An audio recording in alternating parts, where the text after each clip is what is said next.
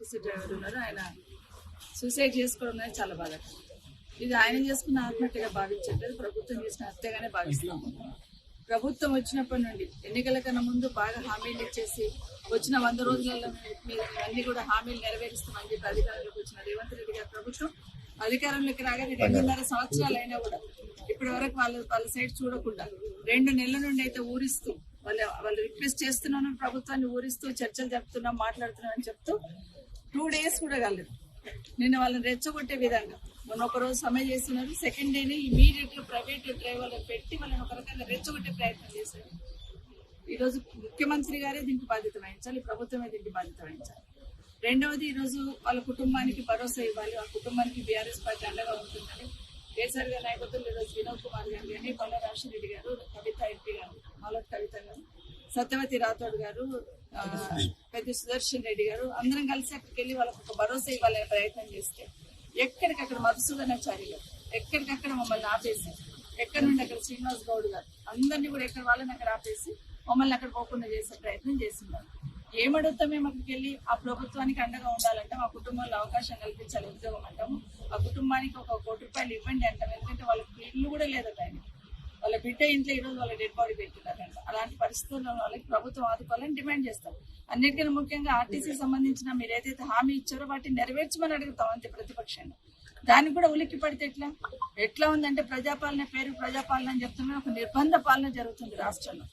మొన్న ఈ మధ్య మేము అక్కడికి వెళ్ళున్నాం, రంగారెడ్డిలో కూడా భూములు లాక్కుంటుంటే పరిగికి వెళ్తా ఉంటే నేను హరీష్ రావు గారు వెళ్తున్నప్పుడు ఎట్లాగే అన్ని పోలీస్ డిపార్ట్మెంట్ అందరూ వచ్చేసి మొత్తం అరెస్ట్ చేసిన సందర్భం, ఎక్కడికి వెళ్తే అక్కడ నిర్బంధకాలు జరుగుతున్న సందర్భం. ఎక్కడ రాష్ట్రంలో ఏ ఇన్సిడెంట్ జరిగినా కూడా ముఖ్యమంత్రి గారికి బాధ్యత లేనట్టు దాన్ని విస్మరిస్తూ ఉంటారు. ఈరోజు బండి సంజయ్ గారిని పంపించారు గౌరవ మంత్రి గారు, మరి వాడిని పంపించినప్పుడు మమ్మల్ని ఎందుకు పంపించొద్దు? మమ్మల్ని ఏమో ఎక్కడ పడితే అక్కడ రోడ్ల మీద ఆపేసి మమ్మల్ని ఏమో స్టేషన్లలో కూర్చోబెట్టి కేంద్ర మంత్రి గారు, బీజేపీ మంత్రి గారు బండి సంజయ్ గారిని ఈరోజు ఎస్కాట్ ఇచ్చి పక్కనే సిపి గారు ఇచ్చి ఈరోజు పంపించారు. ఇదెక్కడ న్యాయం? ఇదెక్కడ న్యాయం? వాళ్ళకు ఒక న్యాయం, మాకు ఒక న్యాయం. రాష్ట్రంలో ఎందుకు విడదీసి పాలించే ప్రయత్నం చేస్తా ఉన్నారు?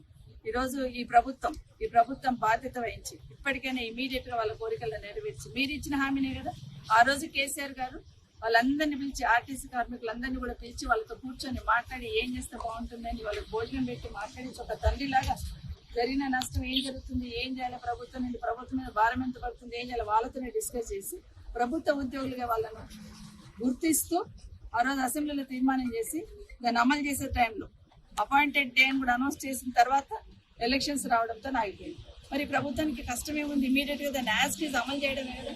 దాన్ని చేయడానికి కూడా 2.5 సంవత్సరాల నుండి కూడా వాళ్ళకి తిరిగలేని పరిస్థితి చూస్తా ఉన్నాం.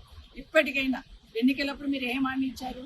ప్రభుత్వ ఉద్యోగస్తులకు గుర్తిస్తామన్నారు, అట్లాగే వాళ్ళ సంఘాలను పునరుద్ధరిస్తామన్నారు, పిఆర్సీ ఇస్తామన్నారు, 2 DAలు పెండింగ్ ఇస్తామన్నారు. ఇవన్నీ కూడా ప్రభుత్వ ఉద్యోగులను ఎట్లా ట్రీట్ చేస్తామో మిమ్మల్ని అట్లా ట్రీట్ చేస్తామన్నాం.